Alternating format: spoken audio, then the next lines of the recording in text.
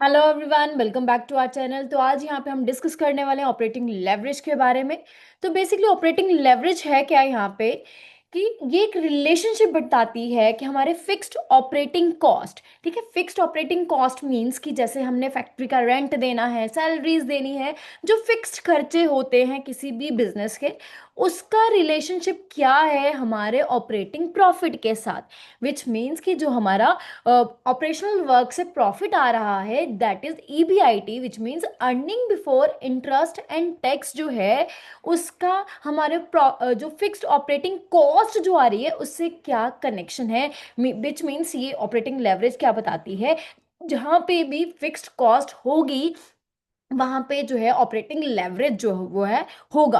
Right. Then हम बात करेंगे यहाँ पे, ये हमें हेल्प करती है ये बताने में कि ईबीआईटी कितना सेंसिटिव है, क्योंकि ये हमें इनके रिलेशन के बारे में बता रही है। तो ये बताती है कि सेल के इंक्रीज डिक्रीज से ईबीआईटी पे क्या इम्पैक्ट जो है वो पड़ता है। कि अगर सेल्स इंक्रीज हो रही है तो देखो ये कैसे पता चलेगा, ऑपरेटिंग लेवरेज की वजह से। अगर ऑपरेटिंग लेवरेज सपोज यहाँ पे 2 टाइम्स है, राइट, तो ये ऑपरेटिंग लेवरेज हम तभी कैलकुलेट कर पाएंगे अगर यहाँ पे हमारे पास फिक्स्ड ऑपरेटिंग कॉस्ट है, क्योंकि ये इसी की हेल्प से यहाँ पे लेवरेज कैलकुलेट किया जा सकता है। लेवरेज वही होगी जहाँ पे फिक्स्ड कॉस्ट होगा, ठीक है। तो यहाँ पे सपोज 2 टाइम्स यहाँ पे ऑपरेटिंग लेवरेज है। इसका मतलब क्या कहता है कि अगर सेल्स में 1% भी चेंज आ रहा है तो 2 गुना यहाँ पे चेंज हमें ईबीआईटी में देखने को मिलेगा। अगर सेल गिर रही है तो ये जो हमारा ऑपरेटिंग प्रॉफिट है वो 2% से यहाँ पे गिरेगा। अगर यहाँ पे से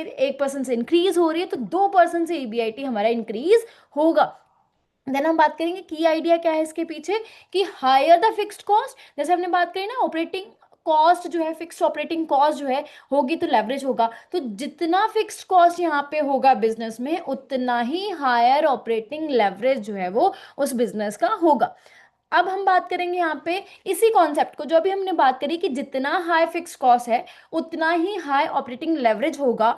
उसको हम दो कॉन्सेप्ट से समझेंगे, दो बिजनेस टाइप से समझेंगे। पहले हम बात करेंगे लो फिक्स्ड कॉस्ट बिजनेस की, जो कि एक होलसेलर के एग्जांपल ले लेते हैं, जिसमें हम बात करेंगे एक होलसेलर है।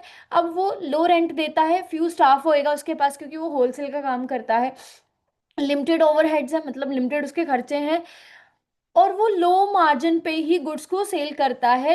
इट मीन्स उसका कंट्रीब्यूशन जो है, विच मीन्स की सेल्स में से जो भी उसके खर्चे हैं, वेरिएबल खर्चे, वो माइनस करने के बाद जो उसके पास बच रहा है वो कम ही बच रहा है, क्योंकि उसके पास जो है इतना स्टाफ भी नहीं है, फिक्स्ड कॉस्ट भी उसके कम है। ठीक है, फिर हम बात करेंगे इस इवन इफ सेल्स ड्रॉप, अगर इस केस में सेल्स गिर जाती हैं, सेल्स कम हो जाती हैं, तो फर्क तो पड़ेगा बिजनेस में, बट इतना फर्क नहीं पड़ेगा क्योंकि यहाँ पे फिक्स्ड कॉस्ट क्या है, कम है।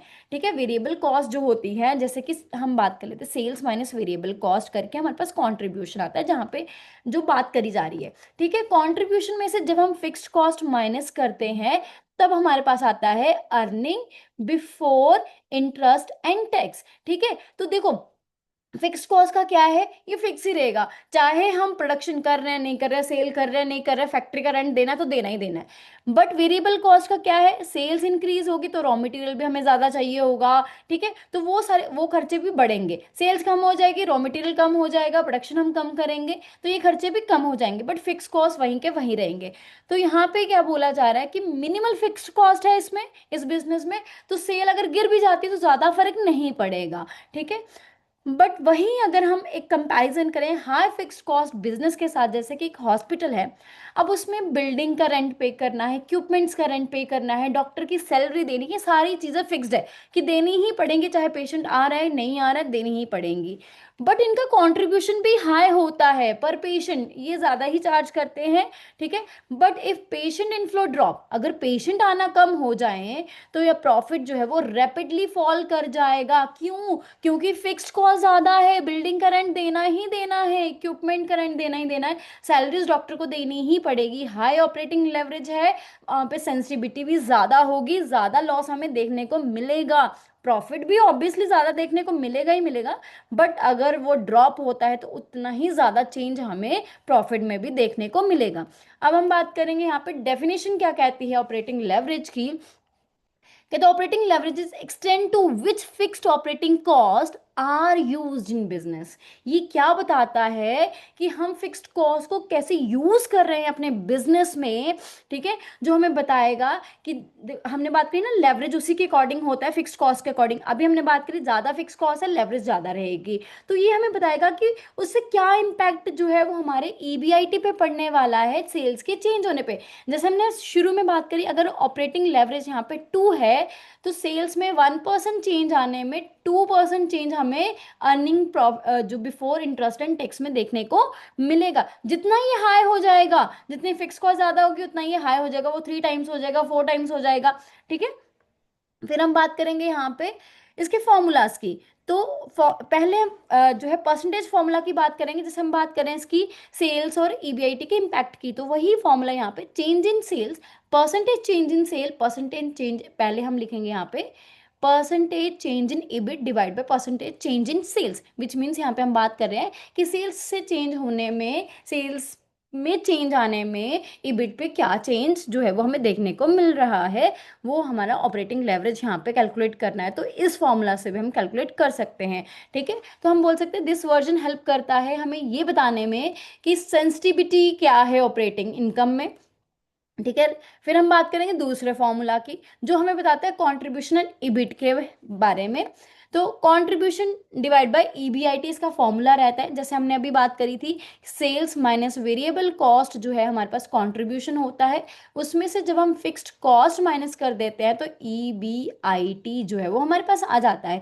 तो ये जो फिक्स्ड कॉस्ट की वजह से ही तो ऑपरेटिंग लेवरेज आ रहा है, ये हम बार बार बात कर रहे हैं। तो इसके ऊपर और नीचे क्या है, उसी से फॉर्मूला बन जाता है कंट्रीब्यूशन अपॉन ईबीआईटी।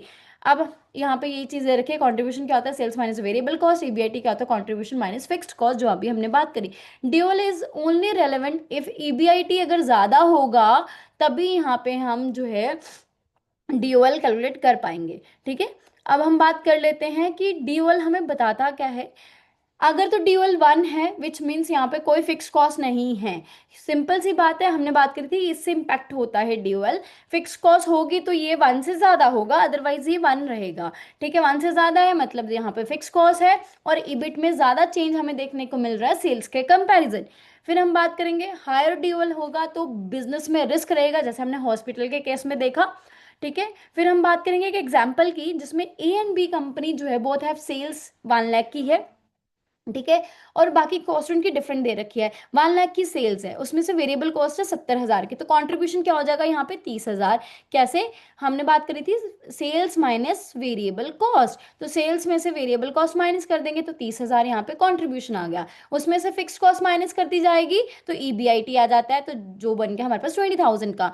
तो ड्यूअल का फॉर्मूला हमने बात करी सी अपॉन ईबीआईटी, तो सी हमने यहाँ पे बात करी थी 30,000 है, डिवाइड बाय हम बात कर लेते हैं ईबीआईटी है ना, तो वो हमारा आ गया 20,000, तो ये हमारे पास आ गया 1.5 यहाँ पे क्या है हमारा डीओएल। दूसरे केस में यहाँ पे 1 लाख की हमारी सेल्स थी, उसमें से हम वेरिएबल कॉस्ट 40,000 माइनस करेंगे तो कंट्रीब्यूशन 60 आ जाएगा, 60 में से फिक्स्ड कॉस्ट 40 माइनस कर देंगे तो 20 आ जाएगा, 20 अपॉन यहाँ पे क्या हो जाएगा, यहाँ पे 60/20 यहाँ पे फॉर्मूला हो जाएगा सी अपॉन ईबीआईटी, राइट। तो ये हमारे पास आ जाएगा 3, विच मीन्स यहाँ पे क्या कहने का मतलब है कि इफ सेल फॉल बाय 10% तो कंपनी ए की जो प्रॉफिट है वो 15% गिरेगा, बट बी कंपनी का प्रॉफिट जो है वो 30% गिरेगा, क्योंकि वहां पे ऑपरेटिंग लेवरेज जो है वो ज्यादा है। अब हम बात करेंगे यहाँ पे कि 30 ईयर्स में 10 लाख से भी ज्यादा बैंकर्स ने हमारी वीडियोस एंड पीडीएफ की हेल्प से JIB, CIB and bank promotion exam को क्रैक करा है। हमारी जो वीडियोस है फ्री ऑफ कॉस्ट अवेलेबल हैं, बट अगर अपडेटेड वर्जन आप हमारी वीडियोस का चाहते हैं तो आपको उसके लिए NSSchoolofbanking.com पे आना पड़ेगा, जिसमें आपको हेल्प मिलेगी, एग्जाम को क्रैक करने की जो पॉसिबिलिटी है वो बढ़ जाएगी। अब हम बात कर लेते हैं कुछ क्वेश्चंस की। पहला क्वेश्चन है which of the following condition indicate high operating leverage in a business. तो पहला बोला जा रहा है high fixed operating cost and high contribution per unit, a cost structure dominate by variable cost, या फिर EBIT change significantly with small change in sales volume, business remain stable even when sale fluctuates sharply, yes, A and C यहाँ पे correct option है, क्योंकि यहाँ पे बोला high operating leverage है तो क्या इम्पैक्ट पड़ेगा, हाई फिक्स्ड ऑपरेटिंग कॉस्ट होगी and high contribution per unit आ जाएगा, जिससे क्या है ईबीआईटी उतना ही सिग्निफिकेंटली चेंज देखने को मिलेगा सेल्स के कंपैरिजन। थोड़ा सा सेल्स में चेंज आने से ईबीआईटी में ज्यादा चेंज हमें देखने को मिलेगा। अब हम बात करेंगे दूसरे क्वेश्चन की, जिसमें बोला जा रहा है which of the following correctly describe business with low operating leverage. Wholesaler के एग्जाम्पल के साथ लो फिक्स्ड ऑपरेटिंग कॉस्ट है, हायर कंट्रीब्यूशन पर यूनिट है, lower sensitivity of EBIT to change in sales है, जब ability to withstand drop in sales without large profit decline. तो yes, A C D यहाँ पे क्या है करेक्ट ऑप्शंस हैं, क्योंकि होलसेलर के एग्जाम्पल में हमने ये देखा कि लो ऑपरेटिंग कॉस्ट है एंड लोअर सेंसिटिविटी है यहाँ पे, क्योंकि ऑपरेटिंग कॉस्ट कम है, फिक्स्ड ऑपरेटिंग बेसिकली है ना, तो जितना वो कम होगा उतनी सेंसिटिविटी कम होगी, क्योंकि उतना ही ऑपरेटिंग लेवरेज जो है वो कम होगा, राइट। तो ability to withstand drop in the sale without large profit decline यहाँ पे हमें देखने को मिलेगा, हाई कंट्रीब्यूशन पर यूनिट ये जो है वो रॉन्ग ऑप्शन यहाँ पे था। अगले क्वेश्चन की बात कर लेते हैं। यहाँ पे बोला जा रहा है why does a high fixed cost business such as a hospital face greater earning volatility than wholesaler? Because hospital earn lower contribution margin, because fixed cost must be covered regardless of patient volume, C है यहाँ पे because wholesaler have no fixed cost at all, because variable cost increase sharply in hospitals. तो yes, option B यहाँ पे correct option है, क्योंकि fixed cost यहाँ पे है वो हमें कवर करनी ही पड़ेगी, चाहे पेशेंट आ रहे हैं चाहे नहीं आ रहे हैं, वो हमें पे करनी ही पड़ेगी। फिर हम बात करेंगे यहाँ पे कि in the formula of degree of operating leverage, जिसमें ड्यूअल की हमने बात करी थी कि कंट्रीब्यूशन डिवाइड बाय ईबीआईटी होता है, which scenario indicate extreme operating risk, कब ऑपरेटिंग रिस्क ज्यादा होगा, ईबीआईटी जब वेरी स्मॉल है एंड क्लोज टू जीरो है, contribution is close to variable cost है, ना फिक्स्ड कॉस्ट आर नेग्लिजिबल है, ना sale price fall but contribution remain unchanged. तो यस, ऑप्शन ए यहाँ पे करेक्ट है, ईबीआईटी जो वेरी स्मॉल होगा ना क्लोज टू जीरो है, इट मीन्स यहाँ पे ऑपरेटिंग रिस्क जो है वो एक्सट्रीम है, क्योंकि वो लॉस होने की कंडीशन आ जाती है। ईबीआईटी मीन्स हमारा प्रॉफिट, अगर वो क्लोज टू जीरो है इट मीन्स हमारा प्रॉफिट नहीं है, हमारे लॉस हो रहा है। फिर हम बात करेंगे यहाँ पे असर्शन की, business with high operating leverage experience higher risk when sales decline.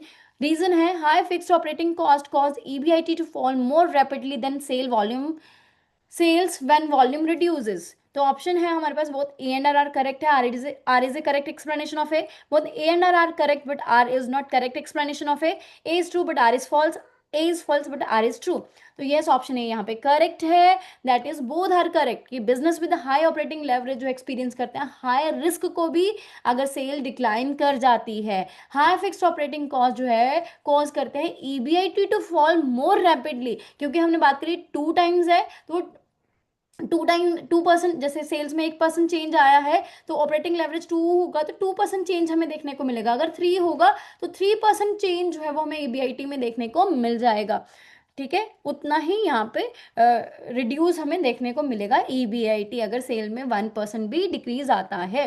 So that's all, thank you very much.